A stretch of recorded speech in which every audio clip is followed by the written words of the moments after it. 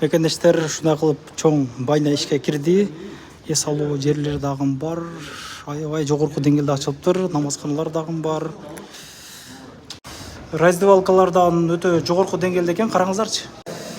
Фита бочкалары бар экен, анан кийин могу бассейн узундугу 50-ге 6, улуулугу 1,70 экен да. Русский байня хамамдар бар экен. Ашканалар дагы мына ушундай, кабиналар дагы бар экен, караңыздарчы. Көп тамактары бар экен да, могу жерден тамак жеп, оозу ачып дегендей. 24 саат бою иштейт. Выход ошол багында экен да, 1000 рубль берет экенсиздер, 24 саат бою эс ала берет экенсиздер. Кенен жыргап. Адрестерин, номерлерин мен коюп койдум, о жерге түшүнбөгөн суроолор болсо чалып байланышсаңыздар болот, мекендештер. Өзүбүздүн кыргыздарыкы поддержка кылалык, өзүбүзгө калсын. Көрүшкөнчө.